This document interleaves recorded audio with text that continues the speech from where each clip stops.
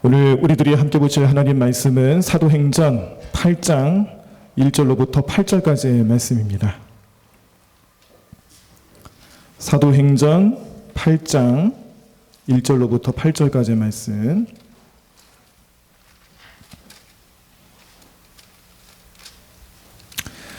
네, 우리 말씀을 다 찾으시면 우리 교독하시면서 말씀을 함께 보도록 하겠습니다.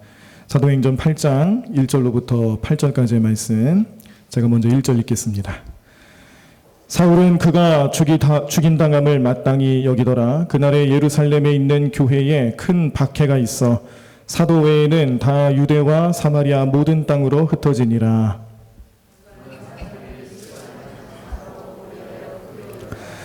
사울이 교회를 잔멸할새 각 집에 들어가 남녀를 끌어다가 옥에 넘기니라.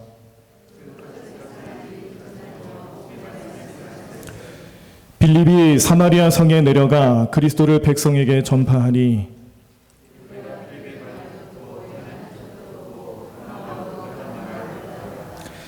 많은 사람에게 붙었던 더러운 귀신들이 크게 소리를 지르며 나가고 또 많은 중풍병자와 못 걷는 사람이 나으니. 아멘. 네, 오늘 우리가 함께 보신 사도행전 8장 1절로부터 8절까지의 말씀에는 초대교회 현실에서 나타났던 큰 박해 현장을 소개해주고 있는데, 먼저 우리 여기 사울이라고 나타나 있는 이 사람, 우리가 잘 알고 있는 나중에 사도 바울입니다. 사도 바울이 사울이라는 이름으로 혈기가 등등하여서 그리스도인들을 잡아오게 가두고 또 교회를 핍박하고 그렇게 살고 있는 동안에 어떤 사건이 있었냐면은 이 초대교회의 7집사가 선택이 됐는데 그 중에 한 사람이 바로 스데반이죠. 스데반 집사님이 순교를 당하는 현장에 사울도 같이 있었다라는 증언이 있습니다. 그러니까 사울이 스데반 집사님의 그 순교 현장에서 역할을 감당했다라는 거예요. 그러니까 사울이 얼마나 그때 당시에는 초대교회 성도들에게는 무시무시한 사람이었습니까? 눈도 마주치기 싫고 만나면 큰일이 벌어질 것 같은, 예수님 믿는 사람들을 그렇게 핍박하고 다니고 있었던 사울을 기억하게 하는 말씀의 내용이죠. 그런데 이러한 핍박이 이제 더 커집니다. 예루살렘 교회를 중심으로 하여 모여있던 그리스도인들이 그 핍박을 피해서 이제 다 흩어지기 시작을 하는데요.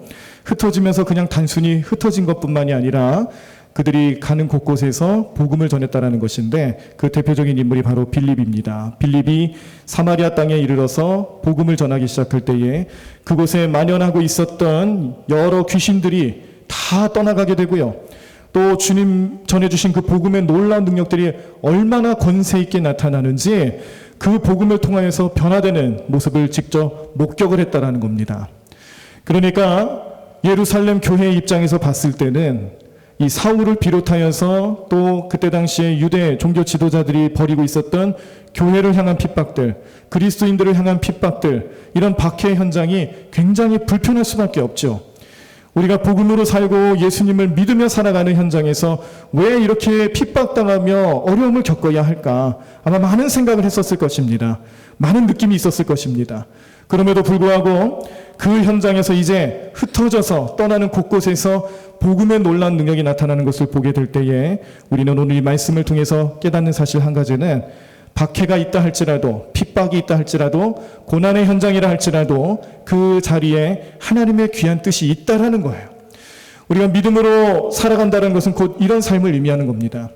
세상 사람들과 다를 수밖에 없는 분명한 이유는 우리가 믿음으로 바라보기 때문에 우리의 그 믿음의 놀라운 능력들이, 열매들이 우리의 삶 가운데 나타난다는 것인데, 이것은 우리가 평안할 때만 나타나는 것이 아니고요, 핍박의 현장에서도, 박해의 현장에서도 그 능력은 그대로 나타나게 될 줄로 믿습니다. 그러면 왜 이런 핍박의 의미가 우리 이 예루살렘 교회에 주는 의미가 무엇이었을까? 아마 우리 성도님들이 이 말씀, 오늘 이 8장 말씀을 보면서도 좀 깨닫는 사실이 있었을 거라 생각을 합니다. 또 우리 사도행전 1장 8절 말씀인데요. 여러분들이 잘 아시는 말씀 한 번 더 또 찾아보도록 하겠습니다. 사도행전 1장 8절 말씀. 자, 사도행전 1장 8절 말씀을 우리 또 한 목소리로 함께 말씀 읽겠습니다. 오직 성령이 너희에게 임하시면 너희가 권능을 받고 예루살렘과 온 유대와 사마리아와 땅끝까지 이르러 내 증인이 되리라 하시니라. 아멘. 네, 잘 하시는 말씀이죠. 이 말씀 예수님께서 우리에게 주신 지상 명령입니다. 이 말씀을 의지하여 그리스도인들은요, 성령 충만하기 위해서 모여서 기도했고요, 또 성령을 받고 난 뒤에 놀라운 역사가 나타났다는 것을 우리는 깨닫게 됩니다. 오순절 마가의 다락방에서 벌어졌던 그 뜨겁고 그 능력 있는 이 성령 역사의 나타나심을 통해서, 성령님의 능력이 나타나심을 통해서 그 자리에 함께하고 있었던 많은 제자들이 이제 거리로 뛰쳐나가 복음을 전했다라는 거예요. 그런데 좀 이상한 것은요, 그렇게 성령 충만하여서 복음을 전했던 이 많은 그리스도인들이 거기서 멈춘다라는 거예요. 거기서 그 지역을 벗어나지 않고 그 자리에 그냥 머물고 있다는 겁니다. 무슨 말씀입니까? 예루살렘 지역을 머물고 있다는 거예요. 예루살렘을 떠나지 않았다는 거예요. 근데 예수님께서 명령하셨던 것은 분명 어떤 말씀을 주셨냐면, 너희가 오직 성령이 너희에게 임하시면 너희가 권능을 받는다고 했습니다. 성령님이 각 사람들에게 임하셨을 때 그 권능을 체험했습니다. 그의 삶이 변하는 것을 느꼈고요. 또 숨어 지내고 있었던 제자들이 이제 담대하게 거리로 나와서 복음을 전하는 그 권능을 충분히 느끼고 있었는데, 그런데 예루살렘과 온 유다와 또 사마리아와 땅끝까지 이르러 내 증인이 되라라는 예수님 명령에 대해서는 소극적이었다라는 거예요.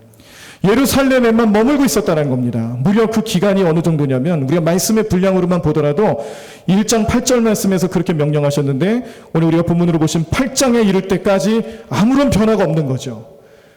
그러니까 예루살렘 교회에서 성령 체험까지는 했는데 그냥 그 자리에 머물며 나가지 못하는 그들의 어리석은 모습을 하나님께서는 분명히 보고 계셨다는 겁니다.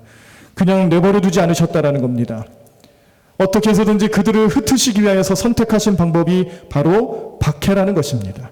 고난을 당하게 하신 거예요.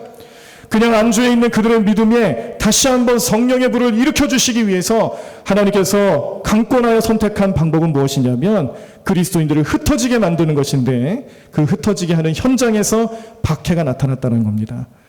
그러니까 우리는 이런 생각을 할 수가 있습니다. 하나님, 제가 주님을 믿고 주님을 섬기며 복음으로 살아가는 삶을 살아가는데 왜 이런 고난의 현장이 나타납니까? 복음으로 살아간다는 것이 왜 이렇게 힘든 일입니까? 내가 이런 고난을 왜 당해야 됩니까? 그렇게 불평하며 불만할 수도 있습니다. 그런데 오늘 우리가 사도행전 말씀을 통해서 깨달을 수 있는 사실은요, 그렇다면 내가 그 박해의 현장에서, 그 박해가 일어날 때까지, 고난을 경험할 때까지 나의 믿음은 어땠을까? 나는 성령으로 변화된 삶을 살아가고 있었을까? 내 삶을 성령님께서 인도하시는 주님의 명령에 순종하며 살아가는 삶을 살아가고 있었을까를 먼저 살펴보자라는 것이에요. 오늘 이 자리에 계신 저와 여러분들의 삶이 그렇게 되기를 간절히 소망합니다. 나에게 주신 성령님의 놀라운 능력이 그저 내가 살고 있는 이 자리에서, 우리 교회에서만 머무는 것이 아니고요, 주님이 원하시는 것은 어떻게 하자라는 거예요. 그 성령의 놀라운 능력을 붙잡고 땅끝까지 나가는 겁니다. 이 지역에 머무는 것이 아니고요, 이 지역을 벗어나서 우리가 갈 수 있는, 복음을 전해야 되는, 하나님이 눈길을 보내주고 계시는 그곳까지 우리는 앞서 나가는 복음의 일꾼들이 되셔야 될 줄로 믿습니다. 오늘 이 예루살렘 교회의 성도들은요, 그걸 경험하고 있는 거예요.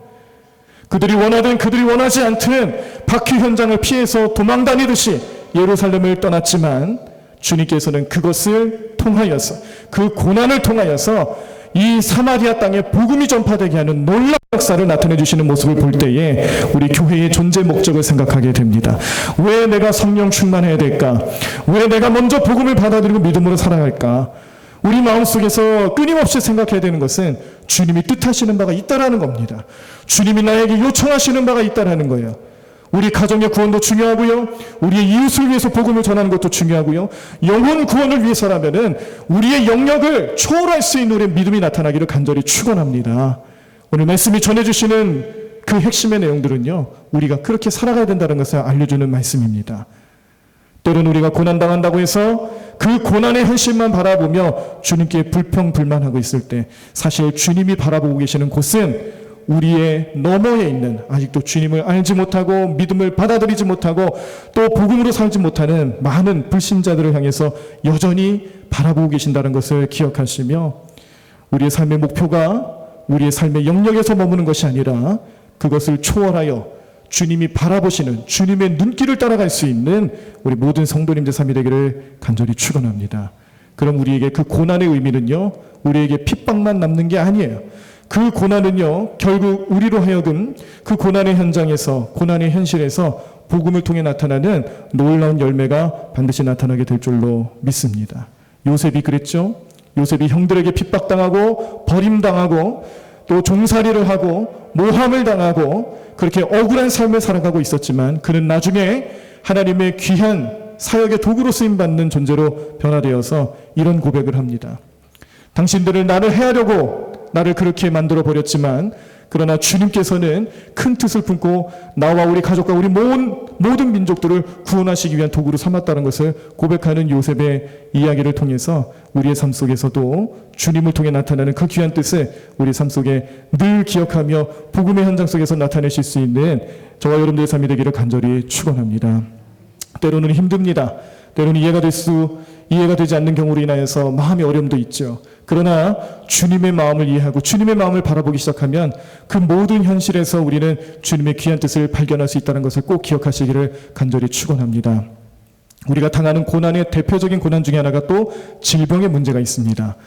질병이라는 것은 우리 육신이 가지고 있는 하나의 어려움인데 그 누구도 질병의 어려움으로부터 피할 수가 없죠. 연약한 인생을 살아가는 우리의 삶 속에서 질병의 문제는 우리의 큰 관심사이기도 하고 때로는 그 질병의 문제가 우리에게 고난으로 다가올 때가 있습니다. 그런데 그 질병의 문제를 예수님과 함께 살아가는 사람들은 다르게 본다라는 거예요. 실제로 예수님께서 많은 병자들을 고치시면서 해주셨던 말씀들이 있는데 그 가장 대표적인 말씀들이 너의 죄가 용서함 받았다.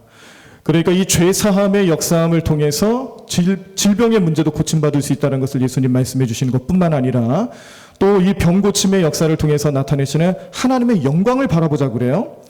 이 사람이 병들고 이 사람이 장애가 있고 이 사람이 어떤 육신의 어려움이 있다는 것은 그의 부모의 죄로 인한 것이 아니라 그를 통하여서 하나님께서 영광 받으시기 위해서 그렇게 만들어 주신 하나의 은혜의 수단이라는 것을 예수님께서 얼마나 많이 말씀하셨습니까? 그러므로 우리의 고난의 현실 또 때로는 질병으로 인하여서 나타나는 우리의 마음의 어려움들은요, 예수님과 함께하는 삶을 살아가며 예수님 마음을 이해하기 시작하면요, 그때는 그것이 어떤 삶으로 변할 수가 있냐면 나의 어려움이 아니고요, 이 어려움을 통해서 하나님 반드시 나를 고쳐주시고 나를 회복시켜 주실 것인데 그때 하나님의 영광이 드러나는 삶에 내가 도구로 쓰임받을 수 있다는 소망과 믿음으로 살아갈 수 있는 여러분들의 삶이 되기를 간절히 축원합니다.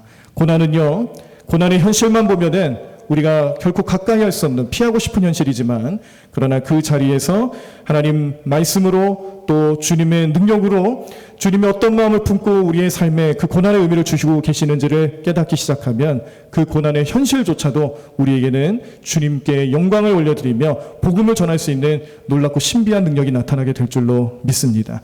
오늘 이 자리에 오실 때에 혹시라도 우리 마음속에 오늘 이 예루살렘 교회 같은 현실 내 안에 어려움이 있지는 않습니까? 내 삶에 내가 어떻게 해결할 수 없는 여러 문제들이 있지는 않습니까? 그 문제들을 오늘 다 내려놓으십시오. 주님 앞에 내려놓으면서 기도하실 때마다 주님, 이 고난의 현실이 주는 의미가 무엇입니까? 성령님께서 저에게 지혜를 주셔서 내가 당하고 있는 고난, 내가 당하고 있는 이 어려움의 현실을 어떻게 하면 하나님의 눈으로 바라볼 수 있는지 나에게 지혜 달라고 구하시며 기도하시는 오늘 이 시간 되기를 간절히 축원합니다. 몸이 아프십니까? 질병의 문제가 있으십니까? 이 질병의 문제로 인해서 나는 비록 불편하고 어려운 삶을 살아갈지 모르지만 그러나 나를 회복시켜 주실 주님을 바라보시면서 나를 다시 한번 생명 있는 삶으로 이끌어 주실 주님을 기억하고 바라보시면서 그 삶을 통해 주님을 전하실 수 있는 귀하고 복된 인생들 되시기를 간절히 축원합니다. 오늘은 그런 은혜를 경험하는 날입니다. 오늘은 그런 기적이 나타나는 귀한 복된 날 될 줄로 믿습니다. 오늘 성령님께서 우리 마음을 주장하시고 우리가 함께 뜨겁게 부르짖으며 기도하는 오늘 시간에 내 모든 삶의 문제를 해결해 주신 것뿐만 아니라 나의 질병의 문제들까지도 저 십자가 위에서 다 담당해 주신 주님의 은혜를 통하여서 반드시 해결함 받을 것이며 그 능력을 통해서 우리는 복음의 도구로 쓰임받는 복음의 놀라운 능력이 나타나는데 귀하게 쓰임받는 주님의 백성들 되실 줄로 믿습니다. 이 시간 우리 말씀을 기억하시면서 뜨겁게 찬양하신 후에 또 통성으로 함께 기도하기를 원합니다. 주님, 우리에게 능력 주실 줄로 믿습니다. 주님, 우리와 함께 하실 줄로 믿습니다. 성령님께서 우리 모든 기도에 힘을 주시고 능력을 주실 것입니다. 우리 찬송가 365장 마음속에 근심 있는 사람 주 예수께 주 예수 앞에 다 아뢰어라. 우리 가사를 잘 생각하시면서요. 가사 내용 하나하나가 나를 변화시키고 나에게 믿음을 주시고자 하시는 주님의 음성이다라는 것을 기억하시면서 뜨겁게 찬양하시고 또 부르짖으며 기도하실 때에 오늘 이렇게 기도하셨으면 좋겠습니다. 먼저는요. 말씀을 기억하시는 거예요. 예루살렘 교회 성도들이 왜 흩어질 수밖에 없는지 하나님께서는 크신 생각을 품고 큰 그림을 그리시면서 그 백성들을 흩으셨다라는 겁니다. 오늘 우리들의 삶 속에서도 하나님 나를 흩으시려 하고 계시지는 않는가? 내가 주님의 명령에 불순종하여서 주님 뜻하는 곳으로 가야 할 곳은 따로 있지는 않는가? 주님 나에게 지혜를 주시고 보게 하여 주시옵소서, 깨닫게 하여 주시옵소서, 그 능력을 달라고 기도하시길 원하고요. 또 우리 함께 오늘 받을 은혜를 통하여서 이 은혜의 삶을 우리 모두의 삶 속에서 능력으로 살아갈 수 있게 도와달라고 그렇게 기도하시기를 바랍니다. 그리고 한 가지 더 기도할 것은 우리 유광신 목사님과 남기자 사모님의 영육간의 강건함과 성령 충만함을 위해서 오늘 꼭 기도해 주시기를 바랍니다.